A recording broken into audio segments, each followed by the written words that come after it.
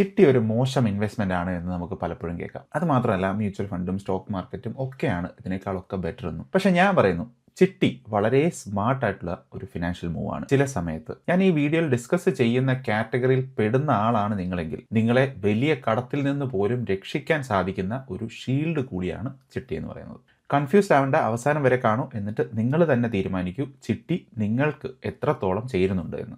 ആദ്യം തന്നെ ചിട്ടി എങ്ങനെ വർക്ക് ചെയ്യുന്നു എന്ന് 30 സെക്കൻഡിൽ ഞാൻ പറയാം. അറിയുന്നവരൊന്ന് ക്ഷമിക്കുക. ഈ ചിട്ടിക്ക് ഒരു ഓർഗനൈസർ ഉണ്ട്, ഫോർമാൻ എന്ന് പറയും. ഫോർമാൻ ഫോർ എക്സാമ്പിൾ 20 ആളുകളെ കൂട്ടുന്നു. ഓരോ ആളുകളും മാസം 5000 രൂപ വീതം ഇടുന്നു. അങ്ങനെ 20 പേർ 5000 രൂപ വീതം ഇടുമ്പോൾ ഒരു മാസം കളക്ട് ചെയ്യുന്ന പണം 1 ലക്ഷം രൂപ. ആ 1 ലക്ഷം രൂപയാണ് ആ മാസത്തെ പ്രൈസ് മണി. അത് ആര് കൊണ്ടുപോകും? ആ 20 പേരിൽ ആർക്ക് വേണമെങ്കിൽ കൊണ്ടുപോകാം. അപ്പോൾ അതുകൊണ്ട് തന്നെ അവിടെ ഓപ്ഷൻ, അതല്ലെങ്കിൽ ലേലം നടക്കും. ആർക്കാണോ ആ പണം ഏറ്റവും അത്യാവശ്യമായിട്ടുള്ളത് അയാൾ ഒരു ഡിസ്കൗണ്ട് പറയും. അതായത് എനിക്ക് 1 ലക്ഷം വേണ്ട, എനിക്ക് 85,000 തന്നാൽ മതി എന്ന്. അങ്ങനെ ലേലത്തിൽ അയാൾ ജയിക്കുന്ന സമയത്ത് 85,000 രൂപ അയാൾക്ക് കിട്ടും. ബാക്കി 15,000 രൂപ അവിടെ ബാക്കിയുള്ള മെമ്പേഴ്സിന് ഡിവൈഡ് ചെയ്ത് എടുക്കാം. ഇത് 20 മാസവും നടക്കും. കാരണം 20 പേരാണല്ലോ ടോട്ടൽ അവിടെ ഉള്ളത്. ഓരോ മാസവും ഒരാൾക്ക് ഞാൻ ഈ പറഞ്ഞ പ്രൈസ് മണി കിട്ടും. അവസാനം വരെ കാത്തിരിക്കുന്ന ആൾക്കായിരിക്കും മേ ബി മാക്സിമം എമൗണ്ട് കിട്ടാൻ പോകുന്നത്. അപ്പോൾ നിങ്ങൾക്ക് ഡിസിപ്ലിൻ ഉണ്ടെങ്കിൽ, നിങ്ങൾക്ക് സ്റ്റോക്ക് മാർക്കറ്റിൽ ഇൻവെസ്റ്റ് ചെയ്യാൻ പേടിയില്ല എങ്കിൽ, 10 വർഷം ക്ഷമയോടെ കാത്തിരിക്കാൻ പറ്റുമെങ്കിൽ, ഏതെങ്കിലും ഒരു നല്ല ഇൻഡെക്സ് ഫണ്ടിൽ ഇട്ടാൽ തീർച്ചയായിട്ടും റിട്ടേൺസ് നോക്കിയാൽ അത് ചിട്ടിയെ തോപ്പിക്കും, ഉറപ്പാണ്. പക്ഷേ ആ ഒരു വാക്ക് ശ്രദ്ധിക്കുക. നിങ്ങൾക്ക് ഡിസിപ്ലിൻ ഉണ്ടെങ്കിൽ, നിങ്ങൾക്ക് പേടിയില്ലെങ്കിൽ, നിങ്ങൾക്ക് ക്ഷമയുണ്ടെങ്കിൽ, ഈ എങ്കിൽ എന്ന് പറയുന്ന ആ സ്ഥലത്താണ് ഈ വീഡിയോയുടെ മുഴുവൻ കോർ ഇരിക്കുന്നത്. അപ്പോൾ റിട്ടേൺസിൻ്റെ പെർസ്പെക്റ്റീവിൽ നോക്കിയാൽ ചിട്ടി അത്ര നല്ലതല്ല എന്നാണ് ഞാൻ പറഞ്ഞത്. അപ്പോൾ ഇനി അങ്ങോട്ട് ഞാൻ ചിട്ടിയുടെ സൈഡിലേക്ക് മാറുകയാണ്. അതായത് ചിട്ടിയുടെ സൈഡ് പിടിച്ച് ഞാൻ സംസാരിക്കാം. നമ്മൾ ഇൻ്റർനെറ്റിൽ എപ്പോഴും കേൾക്കുന്നത് ഒരു പെർഫെക്റ്റ് ലോകത്തെ ഒരാളെയാണ് നമ്മൾ എപ്പോഴും ഇമാജിൻ ചെയ്യുന്നത്. ഡിസിപ്ലിൻ ഉള്ള, മാർക്കറ്റ് നല്ലപോലെ അറിയാവുന്ന, ക്ഷമയുള്ള ഒരാൾ. പക്ഷേ നിങ്ങൾ അങ്ങനെ ഒരാളാണോ?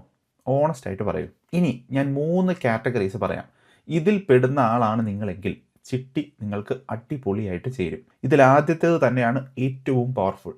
So number 1, the debt shield. കേരളത്തിൽ ഒരു പേഴ്സണൽ ലോണിൻ്റെ പലിശ ഇപ്പോൾ എത്രയാണെന്ന് അറിയാമോ? നല്ല ക്രെഡിറ്റ് സ്കോറുള്ള ഒരാൾക്ക് 10-11% കിട്ടിയേക്കാം. പക്ഷേ ഒരു സാധാരണക്കാരന് സ്കോർ അത്രത്തോളം നല്ലതല്ല എങ്കിൽ 18%, 24%, ചിലപ്പോൾ അതിൽ കൂടുതലായിരിക്കും കിട്ടാൻ പോകുന്നത്.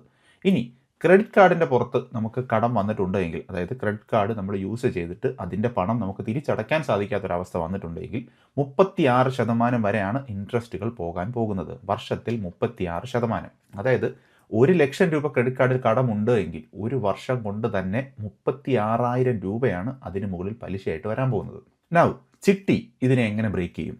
ചിട്ടിയിൽ നിങ്ങളൊരു ഏർലി ബേർഡ് ചെയ്താൽ, അതായത് തുടക്കത്തിൽ തന്നെ ആ പ്രൈസ് മണി നിങ്ങൾ ഡിസ്കൗണ്ടിൽ വിളിച്ച് എടുത്താൽ ആ പണം വെച്ച് നിങ്ങൾക്ക് 24%, 36% ലോണൊക്കെ അടച്ച് തീർക്കാം. ഇവിടെ നമ്മൾ കൃത്യമായിട്ടുള്ള കണക്ക് കൂട്ടി നോക്കി മാത്രമേ ചെയ്യാൻ സാധിക്കൂ. എപ്പോഴാണ് ഇത് കറക്റ്റ് ആവുന്നത് എന്ന് മനസ്സിലാക്കാനായിട്ട് ഞാനിവിടെ കാൽക്കുലേഷൻസ് ചെയ്ത് കാണിക്കാം. 2-3 സെനാരിയോസ് ഞാൻ എടുക്കാം. കാരണം ഈ വീഡിയോ കണ്ടുകൊണ്ടിരിക്കുന്ന എല്ലാ ആളുകളുടെയും സിറ്റുവേഷൻ എനിക്ക് അറിയില്ല. അപ്പോൾ അതുകൊണ്ട് തന്നെ അങ്ങനെ കാൽക്കുലേറ്റ് ചെയ്യാനും പറ്റില്ല. ഞാനിവിടെ 2-3 കാൽക്കുലേഷൻസ് കാണിച്ചു തരാം. അതിനുശേഷം നിങ്ങൾ നിങ്ങളുടെ സിറ്റുവേഷൻ വെച്ച് ഈ കണക്കൊന്ന് കൂട്ടി നോക്കിയിട്ട് നിങ്ങൾക്ക് ചേരുന്നുണ്ട് എങ്കിൽ അത് ഓപ്റ്റ് ചെയ്യാം. അപ്പോൾ ആദ്യം ഒരു സെനാരിയോ വെക്കാം. ഒരേ കാലയളവ് നിങ്ങൾക്ക് 85,000 രൂപയാണ് ആവശ്യമുള്ളത്. അതായത് 85,000 രൂപയുടെ ഒരു പേഴ്സണൽ ലോണോ അതല്ലെങ്കിൽ 85,000 രൂപയുടെ ഒരു ക്രെഡിറ്റ് കാർഡിൻ്റെ അടവോ നിങ്ങൾക്കുണ്ട്. അപ്പോൾ ആ പണം നമ്മൾ ചിട്ടി വഴി ഉണ്ടാക്കിയാൽ അത് കൊണ്ട് നമുക്ക് ബെനിഫിറ്റ് ഉണ്ടോ എന്നാണ് നമ്മൾ ആദ്യം നോക്കാൻ പോകുന്നത്. അപ്പോൾ ഏകദേശം 19 മാസം. ഇത് ഇപ്പോൾ കാണുന്ന ഈ ഒരു ടേബിളിൽ നമുക്ക് ഈ കാര്യങ്ങളെല്ലാം ക്ലിയർ ആയിട്ട് മനസ്സിലാകും.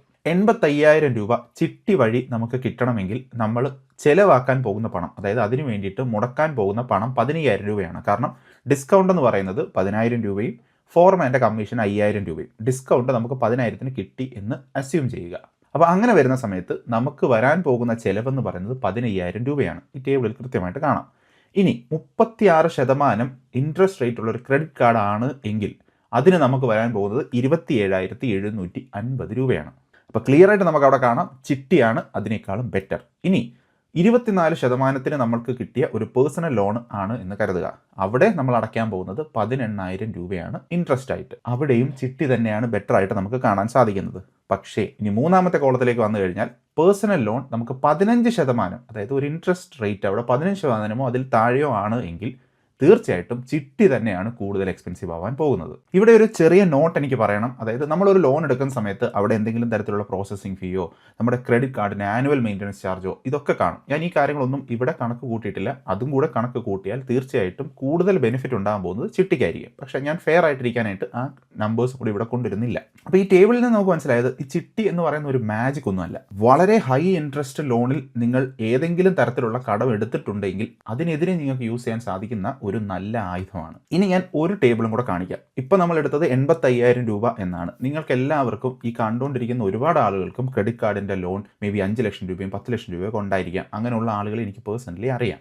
അത് മാത്രമല്ല പേഴ്സണൽ ലോൺ എടുത്തിട്ടുള്ള ആളുകളും ഉണ്ടായിരിക്കാം. 5 ലക്ഷം 10 ലക്ഷം 15 ലക്ഷത്തിനൊക്കെ എടുത്തിട്ടുള്ള ആളുകൾ ഉണ്ടായിരിക്കാം. അപ്പോൾ നമുക്ക് അങ്ങനെ ഒരു വലിയ നമ്പർ ഇട്ട് ഒരു കണക്കും കൂടെ കൂട്ടി നോക്കാം. അപ്പോൾ 5 ലക്ഷം രൂപ ആണ് നമ്മൾക്ക് കടമായിട്ട് ഉള്ളത് എങ്കിൽ നമുക്ക് 5 ലക്ഷം രൂപയുടെ ചിട്ടി എടുത്താൽ പോലും മതിയാവില്ല. കാരണം നമ്മൾ ഡിസ്കൗണ്ട് വെച്ച് വിളിച്ചെടുക്കുന്ന സമയത്ത് നമ്മൾ അതിനേക്കാളും വലിയൊരു ചിട്ടിയിലാണ് ചേരേണ്ടത്. അപ്പോൾ 6 ലക്ഷം രൂപയുടെ ചിട്ടിയാണ് എന്ന് നമുക്കൊന്ന് അസ്യൂം ചെയ്യാം. നമ്മുടെ കടം 5 ലക്ഷം രൂപയാണ് എന്നും അസ്യൂം ചെയ്യാം.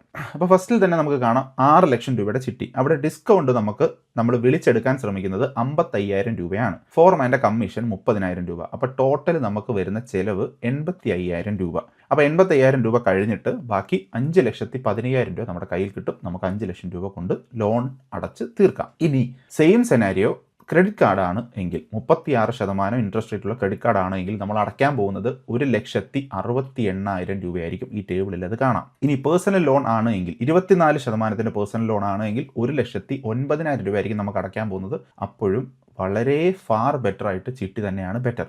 ഇനി പേഴ്സണൽ ലോൺ 15% അതിൽ താഴെയാണെങ്കിൽ 67,000 റുപ്പീസ് ആയിരിക്കും നമ്മൾ അടയ്ക്കാൻ പോകുന്നത്. ആ സമയത്ത് ചിട്ടിയേക്കാളും ബെറ്റർ ആ പേഴ്സണൽ ലോൺ തന്നെയാണ്. അപ്പോൾ ഈ ഒരു ടേബിൾ നിങ്ങൾ കണ്ടപ്പോൾ തന്നെ നിങ്ങൾക്ക് പെട്ടെന്നുണ്ടായ ഒരു ഡൗട്ട് ഞാൻ പറയാം. അതായത് 55,000 രൂപ ഡിസ്കൗണ്ടിൽ കിട്ടിയാൽ മാത്രമാണല്ലോ ഈ കാര്യം നടക്കാൻ പോകുന്നത്. 55,000 രൂപയിൽ കൂടുതൽ ഡിസ്കൗണ്ടിൽ കിട്ടിക്കഴിഞ്ഞാൽ, അതായത് കൂടുതൽ വിളിക്കുറവ് വന്നു കഴിഞ്ഞാൽ നമുക്ക് നഷ്ടമാവില്ലേ? അതിന് നിങ്ങൾക്ക് ഈ ഒരു ടേബിളിലേക്ക് നോക്കാം. കണ്ടില്ലേ, ഇവിടെ നമ്മൾ 1 ലക്ഷം രൂപയാണ് എടുക്കുന്നത് എന്ന് കരുതുക. അതായത് ഡിസ്കൗണ്ട് വിളിക്കുന്നത് 5,000 രൂപയാണെങ്കിൽ ഇവിടെ കാണാം 24% ലോണിനേക്കാളും 36% കാർഡിനേക്കാളും ഒക്കെ ബെറ്ററാണ് അത്. ഇനി 8,000 രൂപയാണ് നമ്മൾ ഡിസ്കൗണ്ട് പോകുന്നത് എങ്കിൽ 24% ലോണിനേക്കാളും 36% കാർഡിനേക്കാളും അപ്പോഴും അത് തന്നെയാണ് ബെറ്റർ. പക്ഷേ 10,000 രൂപയാണ് ഡിസ്കൗണ്ട് വരുന്നത് എങ്കിൽ 36% കാർഡിനേക്കാൾ മാത്രമാണ് ബെറ്റർ, 24% കാർഡിനേക്കാളും ബെറ്റർ ആവുന്നില്ല. അവിടെ തൊട്ട് താഴോട്ട് പോയി കഴിഞ്ഞാൽ ചിട്ടിയാണ് ശരിക്കും എക്സ്പെൻസീവ് ആയിട്ട് മാറാൻ പോകുന്നത്.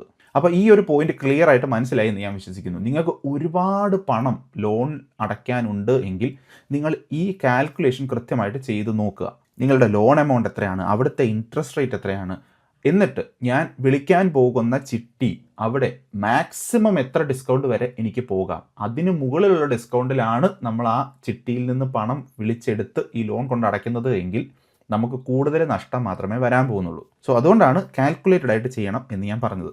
അപ്പോൾ ഞാൻ ഇത്രയും നേരം പറഞ്ഞത് ഒന്നാമത്തെ കാറ്റഗറി ഓഫ് ആളുകളാണ്. ഇനി രണ്ടാമത്തെ കാറ്റഗറി ഓഫ് ആളുകൾ. ഇത് സത്യം പറഞ്ഞാൽ ഒരു ഇമോഷണൽ ആയിട്ടുള്ള ഒരു പോയിന്റാണ്. പക്ഷേ ഇതാണ് സത്യം. നമ്മളിൽ പലരും ഒരിക്കലും ഒരു ഡിമാറ്റ് അക്കൗണ്ട് എടുക്കാൻ പോകുന്നില്ല, ഒരിക്കലും ഒരു SIP തുടങ്ങാനും പോകുന്നില്ല. കാരണം സ്റ്റോക്ക് മാർക്കറ്റ് എന്ന പേര് കേൾക്കുമ്പോൾ തന്നെ ചില ആളുകൾക്ക് പേടിയുണ്ടാവും, പണം നഷ്ടപ്പെടുമോ എന്നുള്ള ഭയം ഉണ്ടാവും. ഞാൻ നിങ്ങളെ കുറ്റം പറയുകയല്ല, പക്ഷേ അതാണ് ഒരു റിയാലിറ്റി. ഈ ബിഹേവിയർ ഫൈനാൻസിൽ തന്നെ ഒരു കമ്മിറ്റ്മെൻറ്റ് ഡിവൈസ് എന്നൊരു കോൺസെപ്റ്റ് നമ്മളിൽ പല ആളുകളും കേട്ടിട്ടുണ്ടാവും. സ്വയം നമ്മളൊരു കാര്യം ചെയ്യുന്നതിനേക്കാളും ബെറ്റർ ആയിട്ട് നമുക്ക് ചെയ്യാൻ സാധിക്കുന്നത് ആ കാര്യം ചെയ്യാൻ നമ്മൾ നിർബന്ധിതനാകുന്ന ഒരു സിസ്റ്റം നമ്മുടെ മുന്നിലുള്ളപ്പോഴാണ്. ചിട്ടി അങ്ങനെ ഒരു സിസ്റ്റമാണ്. അതായത് എല്ലാ മാസവും 5,000 രൂപ നമ്മൾ ഏറ്റിട്ടുണ്ട് എങ്കിൽ നമ്മളത് കൊടുത്തേ മതിയാകൂ.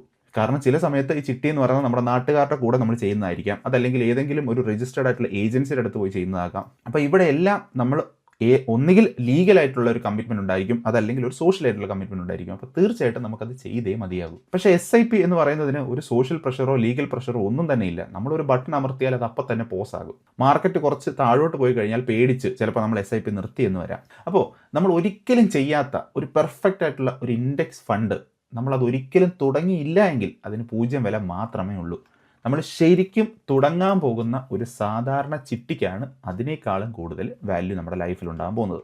കാരണം അത് വലിയ പെർഫെക്റ്റ് ഒന്നും അല്ലെങ്കിലും അത് നടക്കുന്നുണ്ട്. അത് നമ്മളെ പണം സേവ് ചെയ്യാനോ പണം മാറ്റി വയ്ക്കാനോ ഹെൽപ്പെങ്കിലും ചെയ്യുന്നുണ്ട്.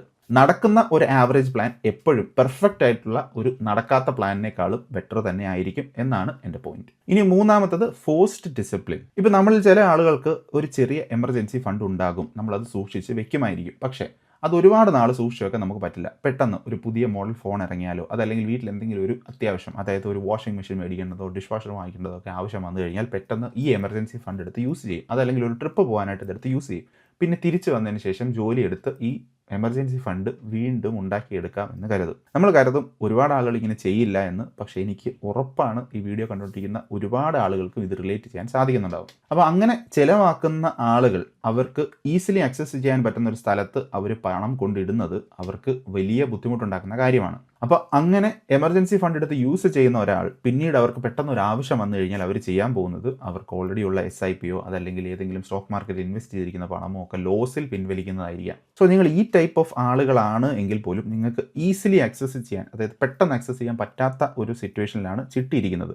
പക്ഷേ നിങ്ങൾക്ക് വേണം എന്ന് കരുതിയാൽ നിങ്ങൾക്കത് ആക്സസ് ചെയ്യാനും സാധിക്കും. സോ അങ്ങനെയുള്ള ആളുകൾക്കും ഈ ചിട്ടി പ്രിഫർ ചെയ്യാം. ഓൾറൈറ്റ്, ഇനി ഞാനൊരു നമ്പർ പറയാം. ഇത് കേട്ടാൽ നിങ്ങൾ തീർച്ചയായിട്ടും ഷോക്ക്ഡ് ആവും. ഒരു പേഴ്സണൽ ലോണിൻ്റെ പലിശ ഇന്ത്യയിൽ ഇപ്പോൾ 2026 ഡേറ്റ പ്രകാരം 10% തൊട്ട് 28% വരെയാണ്. ചില NBFCകളിൽ, ചില ഡിജിറ്റൽ ഇന്ത്യൻ പ്ലാറ്റ്ഫോമുകളിൽ 33 തൊട്ട് 39% വരെയാണ് ഈ ഇൻട്രസ്റ്റ് റേറ്റ് പോയിരിക്കുന്നത്. ഇനി ചിറ്റ് ഫണ്ട് ആക്ട് 1982 എന്താണ് പറയുന്നത് എന്ന് നമുക്കൊന്ന് നോക്കാം. ഒരു രജിസ്റ്റേർഡ് ആയിട്ടുള്ള ചിട്ടിയിൽ ഒരു ഫോർമാന് നിയമപ്രകാരം വാങ്ങിക്കാൻ സാധിക്കുന്ന മാക്സിമം കമ്മീഷൻ എന്ന് പറയുന്നത് 5% മാത്രമാണ്. ഇത് നിയമം വെച്ച് ക്യാപ്ഡ് ആണ്. എനിക്കറിയാം ഇതിന് മുകളിൽ നമുക്ക് ആ വിളിക്കാൻ പോകുന്ന ഡിസ്കൗണ്ടും കൂടി ഉണ്ട് എന്നെനിക്കറിയാം. പക്ഷേ ഞാൻ പറഞ്ഞു വന്നത്, നമ്മൾ അൺഎഡ്യൂക്കേറ്റഡ് ആയിട്ടുള്ള ആളുകൾ, ഇൻവെസ്റ്റിങ്ങിനെ പറ്റി ഒന്നും അറിയാത്ത ഈ ആളുകൾ ചെയ്യുന്ന ഈ ചിട്ടി എന്ന് നമ്മൾ വളരെ സില്ലി ആയിട്ട് കാണുന്ന ഈ ചിട്ടിക്ക് അതിൻ്റെ ഓർഗനൈസറിൻ്റെ ലാഭത്തിന് നിയമം കൃത്യമായിട്ട് ഒരു അതിർത്തി വെച്ചിട്ടുണ്ട്, ഒരു ബൗണ്ടറി വെച്ചിട്ടുണ്ട്. അതിന് മുകളിൽ അവർക്ക് മേടിക്കാൻ സാധിക്കില്ല. പക്ഷേ നിങ്ങളുടെ ക്രെഡിറ്റ് കാർഡിന് അങ്ങനെ ഒരു ലിമിറ്റ് ഇല്ല എന്ന് മനസ്സിലാക്കുക. ഇനി ഞാൻ ഈ വീഡിയോയുടെ ഇമ്പോർട്ടൻ്റ് ആയിട്ടുള്ള ഒരു പാർട്ടിലേക്ക് കടക്കാം. ചിട്ടി എല്ലാവർക്കും നല്ലതല്ല, ഉറപ്പാണ്. ചില ആളുകൾക്ക് അത് വളരെ വളരെ മോശവുമാണ്. ഒന്ന്, നിങ്ങൾ ഓൾറെഡി ഡിസിപ്ലിൻഡ് ആയിട്ടുള്ള ഒരു ഇൻവെസ്റ്റർ ആണ് എങ്കിൽ, നിങ്ങൾ നല്ലപോലെ SIP ചെയ്യുന്നുണ്ട്, നിങ്ങൾക്ക് മാർക്കറ്റ് അറിയാം, നിങ്ങൾക്ക് ക്ഷമയുണ്ട്, നിങ്ങൾ ലോങ് ടേം ഇൻവെസ്റ്റ് ചെയ്യുന്നുണ്ട്, അങ്ങനെയെങ്കിൽ ചിട്ടി നിങ്ങൾക്ക് തീർച്ചയായിട്ടും ലോസ് ആയിരിക്കും വരാൻ പോകുന്നത്. ഒരു ഇൻഡെക്സ് ഫണ്ടിനെ അപേക്ഷിച്ച് നിങ്ങൾ പണം കളയുകയാണ്. ചിട്ടി ഒരു പാലം മാത്രമാണ്. അതായത് നിങ്ങളുടെ കയ്യിൽ നിൽക്കാത്ത ഒരു വലിയ ഇൻട്രസ്റ്റ് റേറ്റ് ഉള്ള ഒരു കടം നിങ്ങളുടെ മുന്നിലുണ്ട് എങ്കിൽ, ഒരു തരത്തിൽ മുന്നോട്ട് പോകാൻ സാധിക്കാത്തൊരു സിറ്റുവേഷനാണ് നിങ്ങൾക്ക് ഉള്ളത് എങ്കിൽ, അത് ക്രോസ് ചെയ്യാനായിട്ട് നിങ്ങൾക്ക് എടുക്കാൻ സാധിക്കുന്ന അതല്ലെങ്കിൽ ആക്സസ് ചെയ്യാൻ പറ്റുന്ന ഒരു പാലം മാത്രമാണ് ഈ ചിട്ടി എന്ന് പറയുന്നത്. 2, നിങ്ങൾ എപ്പോഴും ഏർലി ബേർഡ് ചെയ്ത്, അതായത് നേരത്തെ തന്നെ ഈ ചിട്ടി വിളിച്ചെടുത്തിട്ട്, എത്ര ഡിസ്കൗണ്ട് ആയാലും സാരമില്ല, അത് എത്രയും പെട്ടെന്ന് വിളിച്ചെടുത്തിട്ട് ആ പണം യൂസ് ചെയ്യുക എന്നുള്ളൊരു മെൻറ്റാലിറ്റിയിലേക്കാണ് വരുന്നത് എങ്കിൽ, മേ ബി നിങ്ങൾക്ക് വരാൻ പോകുന്ന ഇൻട്രസ്റ്റ് എന്ന് പറയുന്നത് 40%, 55% ഒക്കെ ആയിരിക്കും. അപ്പോൾ ഒരു ക്രെഡിറ്റ് കാർഡിൽ നിന്നോ അതല്ലെങ്കിൽ മറ്റേതെങ്കിലും ഒരു പേഴ്സണൽ ലോണിൽ നിന്നോ അതല്ലെങ്കിൽ വേറെ ആരുടെ കയ്യിൽ നിന്നെങ്കിലും കടം മേടിച്ച പൈസ തിരിച്ചു കൊടുക്കാനായിട്ടോ അതെങ്ങനെയെങ്കിലും അവിടെ നിന്ന് രക്ഷപ്പെടാൻ ശ്രമിക്കുന്ന നിങ്ങൾ അതിനേക്കാളും വലിയ കെണിയിലായിരിക്കും പോയി വീഴാൻ പോകുന്നത്. അപ്പോൾ ഏർലി ബേർഡ് എന്ന് പറയുന്നത് ഒരു എമർജൻസിക്ക് ഉപയോഗിക്കാനുള്ളതാണ്. ഉയർന്ന പലിശയ്ക്കുള്ള കടം തീർക്കാനും വേണ്ടി മാത്രമുള്ളതാണ്. മോഡറേറ്റ് ഡിസ്കൗണ്ടിൽ മാത്രം ഇത് വിളിച്ചെടുക്കുക. ഇതൊരു ശീലമാക്കാനോ ഇത് എത്രയും പെട്ടെന്ന് കയ്യിലേക്ക് കിട്ടുന്ന പണം കിട്ടട്ടെ എന്നുള്ള മെൻറ്റാലിറ്റിയിലേക്ക് വാങ്ങിച്ചെടുക്കാനുള്ള പണമല്ല എന്ന് മനസ്സിൽ ഓർത്ത് വയ്ക്കുക. ഇനി ഒരു പ്രാക്ടിക്കൽ പാർട്ട് കൂടെ ഞാൻ പറയാം. ഈ വീഡിയോ കണ്ടിട്ട് നിങ്ങൾ എന്ത് ചെയ്യണം? 1, നിങ്ങളുടെ കടം നിങ്ങൾ കൃത്യമായിട്ട് നോക്കുക. ഏറ്റവും ഇൻട്രസ്റ്റ് റേറ്റ് കൂടിയ പലിശ ഏതാണ്, ഏറ്റവും ഇൻട്രസ്റ്റ് റേറ്റ് കൂടിയ കടം ഏതാണ് എന്ന് നോക്കുക. ക്രെഡിറ്റ് കാർഡാണോ? ഒരു 30% പ്ലസ് പേഴ്സണൽ ലോൺ നിങ്ങളുടെ കയ്യിലുണ്ടോ? അങ്ങനെ ഉണ്ട് എങ്കിൽ അതാണ് നിങ്ങളുടെ ഒന്നാമത്തെ ശത്രു. അതിനെ ഐഡൻറ്റിഫൈ ചെയ്യുക. 2, ആ കടത്തിൻ്റെ പലിശയേക്കാൾ ചീപ്പായിട്ട് ഒരു രജിസ്റ്റേർഡ് ആയിട്ടുള്ള ചിട്ടി വഴി പണം കിട്ടാനുള്ള അവസരമുണ്ടോ എന്ന് സെർച്ച് ചെയ്യുക. അങ്ങനെ ഒരു ചിട്ടി ഉണ്ട് എങ്കിൽ അതിൽ ചേർന്ന് മോഡറേറ്റ് ഡിസ്കൗണ്ടിന് ഏർലി ബേർഡ് ചെയ്ത് ആ ഹൈ ഇൻട്രസ്റ്റ് ലോൺ അടച്ചു തീർക്കുക. ഡിസ്കൗണ്ട് ഒരുപാട് കൂടി പോകാൻ പാടില്ല. അങ്ങനെ വന്നാൽ ആ ഡീല് ഉപേക്ഷിക്കുക. നമ്മൾ നേരത്തെ കണ്ട ടേബിളൊക്കെ മനസ്സിൽ ഓർക്കുക. ഇനി 3, ഈ ചിട്ടി നടത്തുന്ന ഏജൻസിയുടെ രജിസ്ട്രേഷൻ വെരിഫൈ ചെയ്യുക. എല്ലാ ഓപ്ഷനുകളും ഡോക്യുമെന്റ് ചെയ്യുന്നുണ്ടോ എന്നും നോക്കുക. 4, കടം തീർന്നു കഴിഞ്ഞാൽ ആ ചിട്ടിയിൽ നിന്ന് ഡിവിഡൻഡ് കിട്ടുന്നത് അത് പുതിയ കടത്തിന് യൂസ് ചെയ്യരുത്. അതൊരു എമർജൻസി ഫണ്ടിലേക്ക് മാറ്റുക. പിന്നീട് കൂടുതൽ ഇതിനെപ്പറ്റി മനസ്സിലാവുന്ന സമയത്ത് നിങ്ങൾക്ക് പണം ഗ്രോ ചെയ്യണമെന്നുണ്ടെങ്കിൽ അതൊരു ഇൻഡെക്സ് ഫണ്ടിലേക്കോ സ്റ്റോക്ക് മാർക്കറ്റിലേക്കോ തന്നെ പതിയെ ഗ്രാജുവേറ്റ് ചെയ്ത് പോവുക. അപ്പോൾ ചിട്ടി ഒരു ഡെസ്റ്റിനേഷൻ അല്ല, അത് ഒരു ഫസ്റ്റ് സ്റ്റെപ്പ് മാത്രമാണ് വലിയ ഒരു കടം മുമ്പിലുള്ള ഒരാൾക്ക്. അപ്പോൾ നിങ്ങൾക്ക് ഈ വീഡിയോ ഹെൽപ്ഫുൾ ആയി എന്ന് തോന്നുന്നുണ്ട് എങ്കിൽ വലിയ കടം മുമ്പിലുള്ള ഒരാൾക്ക് തീർച്ചയായിട്ടും ഷെയർ ചെയ്ത് കൊടുക്കുക. ഇനി നിങ്ങൾ ചിട്ടി തുടങ്ങി, നിങ്ങളുടെ എക്സ്പീരിയൻസ് എന്താണ്? ഞാനിവിടെ പറയാത്ത ഏതെങ്കിലുമൊക്കെ കാര്യം നിങ്ങൾക്ക് ഷെയർ ചെയ്യാനുണ്ട് എങ്കിൽ തീർച്ചയായിട്ടും താഴെ കമൻറ്റിൽ അത് ഷെയർ ചെയ്യുക. ഈ വീഡിയോ കണ്ടുകൊണ്ടിരിക്കുന്ന മറ്റുള്ള ആളുകൾക്കും തീർച്ചയായിട്ടും അത് ഉപകാരപ്രദമാകും. അപ്പോൾ അടുത്ത വീഡിയോയിൽ കാണാം.